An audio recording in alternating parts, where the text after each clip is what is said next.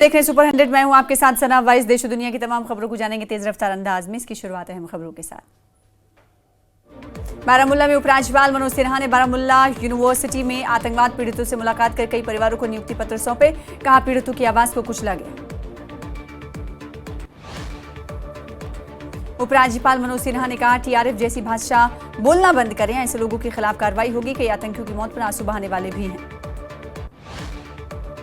LG ने हर जिले के लिए हेल्पलाइन नंबर शुरू की है। पुनर्वास प्रक्रिया कहा धीरे धीरे आगे बढ़ेगी। सभी का पुनर्वास एक साथ संभव नहीं। न्यूज 18 से एक्सक्लूसिव बातचीत में जम्मू कश्मीर के राज्यपाल उपराज्यपाल मनोज सिन्हा ने कहा जम्मू कश्मीर में अब खुलेआम आतंक और आतंकवाद के खिलाफ आवाज उठ रही है। बोले ये घाटी के शुभ संकेत। न्यूज 18 के ग्रुप एडिटर ब्रजेश सिंह के साथ बातचीत करते हुए उपराज्यपाल ने कहा कि सभी पर्यटन स्थलों पर सुरक्षा कड़ी है। जम्मू कश्मीर की जनता आतंकवाद के खिलाफ। ऑपरेशन सिंदूर के बाद एलजी मनोज सिन्हा का पहला इंटरव्यू। कहा पाक प्रायोजित आतंकवाद के खिलाफ खड़ी हुई आवाम। जब आवाम खड़ी होती है तब आतंकवाद भी खत्म होता है। जम्मू कश्मीर में रेल कनेक्टिविटी पर एलजी मनोज सिन्हा का बयान। कहा जम्मू रेलवे का डिवीजन ऑफिस बन गया है। वंदे भारत ट्रेन जम्मू तक भी जाने लगेगी। साथ ही दिल्ली से भी श्रीनगर तक रेल सेवा जल्द मिलेगी। टूरिज्म इन्वेजन बयान देने वालों पर एलजी मनोज सिन्हा का बयान। कहा पिछले 2 से 3 साल में टूरिज्म इन्वेजन जैसे बयान आए हैं, ऐसे बयान टीआरएफ के लोग देते हैं। आज अमरनाथ यात्रा 2025 का 12वां दिन है। जम्मू से यात्रा के लिए 7049 यात्री रवाना हुए। अमरनाथ यात्रा के लिए पहलगाम मार्ग से 4158 यात्री, तो वहीं बालतल मार्ग से 2819 यात्री रवाना हुए। अमरनाथ यात्रियों की सुरक्षा के लिए सेना ने शुरू किया ऑपरेशन शिवा 2025। यात्रा मार्ग से 8500 सैनिकों की तैनाती और ड्रोन अटैक रोकने के लिए हाईटेक सिस्टम से लाइव मॉनिटरिंग। आपात स्थिति से निपटने के लिए 100 बेड्स का अस्पताल भी तैयार। अमरनाथ यात्रा को लेकर बांडीपुरा उपायुक्त का बयान। अमरनाथ यात्रा सुचारू रूप से जारी, किसी भी तीर्थयात्री से कोई शिकायत नहीं मिली। प्रशासन तीर्थयात्रियों के लिए बेहतर सुविधा देने का प्रयास कर रहा है। श्रीनगर में प्रशासन ने पार्टी मुख्यालय सील कर दिया। 13 जुलाई की प्रार्थना सभा रोकने की कोशिश। शेख बाग स्थित आवास पर भारी पुलिस की तैनाती। सहयोगी से मिलने पर भी रोक।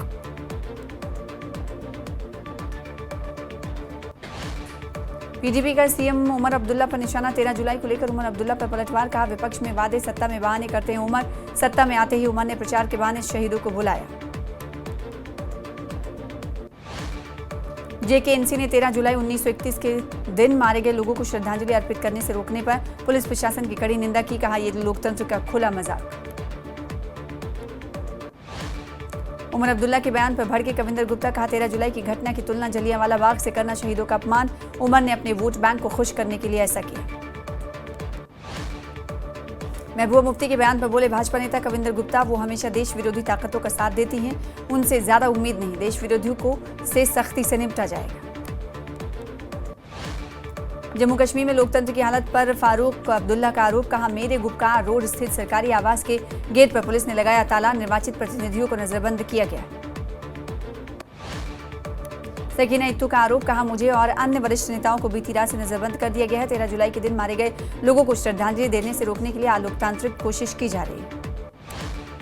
जम्मू में कश्मीरी पंडित संगठन का विरोध प्रदर्शन। एकेपीसीसी ने कश्मीर केंद्रित पार्टियों पर देशद्रोह का लगाया आरोप। शहीदों को शहीदी दिवस के रूप में नहीं बल्कि लूट दिवस के तौर पर मनाने की मांग। अली मोहम्मद सागर ने कहा 13 जुलाई 1931 के दिन मारे गए लोगों को श्रद्धांजलि देने से रोकना प्रशासन का अन्यायपूर्ण कदम। उन्होंने 13 जुलाई को सार्वजनिक अवकाश बहाल करने और शहीदों को सम्मान देने की मांग की। 13 जुलाई के दिन मारे गए लोगों को जावेद अहमद ने दी श्रद्धांजलि। जावेद अहमद ने 1931 में मारे गए लोगों को याद कर लोकतंत्र और सामाजिक न्याय के लिए प्रतिबद्धता दोहराई। जम्मू कश्मीर के उप मुख्यमंत्री सुरेंद्र चौधरी ने न्यूज 18 से बातचीत करते हुए कहा कि जो गोडसे को जो पूछते हैं उन्हें 13 जुलाई के शहीदों से परहेज क्यों। डिप्टी सीएम ने कहा असली मुद्दों से ध्यान भटकाने के लिए बीजेपी उठा रही बेतुकी बातें। टोल प्लाजा हटाने का किया दावा। इल्तिजा मुफ्ती का सीएम उमर अब्दुल्ला पर हमला। 13 जुलाई को कश्मीर में गैर मौजूदगी पर उनके उठाए सवाल। बोली सत्ता में आकर एनसी ने बदला रुख। इल्तिजा मुफ्ती ने एनसी पर लगाया दोहरा रवैया इख्तियार करने का आरोप। 13 जुलाई के ऐतिहासिक दिन यहां से दूर रहने पर जताई नाराजगी। जम्मू में राष्ट्रीय बजरंग दल के कार्यकर्ताओं ने एनसी और पीडीपी के खिलाफ किया प्रदर्शन। कार्यकर्ताओं का कहना था कि 13 जुलाई शहीद दिवस नहीं बल्कि जम्मू कश्मीर के इतिहास का काला दिन। 13 जुलाई को जम्मू कश्मीर में सियासी घमासान। सीपीएम नेता यूसुफ तारिगामी ने कहा 13 जुलाई सिर्फ एक तारीख नहीं बल्कि हमारी पहचान का हिस्सा जिसे मिटाया नहीं जा सकता। जम्मू कश्मीर कांग्रेस अध्यक्ष तारिक हमीद कर्रा ने 13 जुलाई के विवाद पर टिप्पणी करने से इनकार किया। कहा कांग्रेस इस विवाद में नहीं उलझेगी, केंद्र को राज्य का दर्जा जल्द बहाल करना चाहिए। एनसी नेता तनवीर सादिक ने 13 जुलाई को अवकाश बहाल करने की कही बात। शहीदों के सम्मान में अवकाश करेगी बहाल। उम्मीद है कि कहा कि उपराज्यपाल जल्द ही कार्य नियमों पर लेंगे फैसला। स्वास्थ्य एवं शिक्षा मंत्री सकीना इत्तू ने 13 जुलाई मामले पर प्रतिक्रिया दी। बोली 13 जुलाई के शहीदों की कुर्बानियों को उनकी पार्टी श्रद्धांजलि अर्पित करती है। पार्टी ने इस संबंध में पहले ही उपराज्यपाल को एक पत्र भेजा है ताकि इस दिन शहीदों को उचित सम्मान और श्रद्धांजलि दी जा सके। सकीना इत्तू ने किया पोस्ट सोशल मीडिया एक्स पर, कहा नजरबंद हूं। जम्मू में राष्ट्रीय कश्मीरी हिंदू अधिवेशन आयोजित। All India youth for Panun Kashmir ने आतंक के शिकार पंडितों को किया याद। का कई हिंदू संगठनों ने भाग लिया।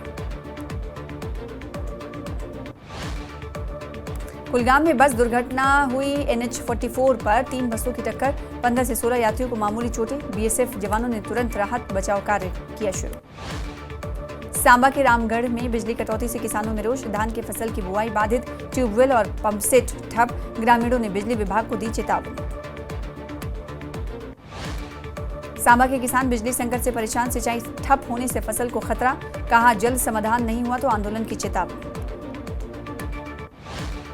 जम्मू श्रीनगर राष्ट्रीय राजमार्ग पर कुलगाम के खुडवनी में कई वाहनों की टक्कर। हादसे में 10 से अधिक अमरनाथ यात्री घायल। घायलों को अस्पताल में कराया गया भर्ती। सांबा के पुरमंडल में पाकिस्तान का संदिग्ध गुब्बारा मिला। पुलिस ने जब्त कर जांच शुरू कर दी। सांबा की पुलिस ने बताया कि गुब्बारा पाकिस्तान से हवा के जरिए आया हो सकता है। सुरक्षा एजेंसियों को सूचित किया गया है। डिप्टी सीएम सुरेंद्र चौधरी का अचानक अस्पताल निरीक्षण। अखनूर उप जिला अस्पताल में डिप्टी सीएम ने सफाई, दवाओं और इलाज की सुविधाओं का जायजा लिया। मरीजों से संवाद कर हालचाल जाना। डिप्टी सीएम सुरेंद्र चौधरी ने अस्पताल में सुविधाएं जांची और अधिकारियों को निर्देश दिए कि मरीजों को बेहतर सेवा और साफ सुथरा वातावरण हर हाल में मिलना चाहिए। प्रधानमंत्री मोदी ने 51,000 से ज्यादा युवाओं को बांटे नियुक्ति पत्र। प्रधानमंत्री मोदी कार्यक्रम से वर्चुअली जुड़े युवाओं से किया संवाद। देश के 47 शहरों में रोजगार मेले का आयोजन हुआ। जम्मू में कार्यक्रम में मौजूद रहे केंद्रीय मंत्री जितेंद्र प्रसाद। 237 युवाओं को बांटे गए नियुक्ति पत्र।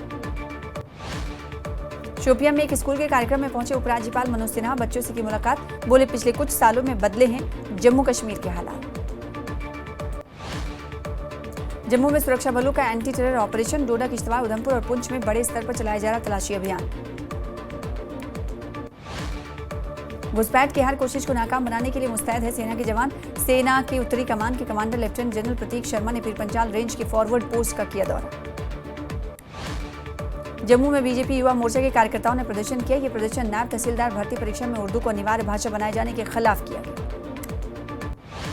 श्रीनगर में JKLNM अस्पताल का स्वास्थ्य मंत्री सकीना इत्तू ने दौरा किया। स्वास्थ्य सेवाओं को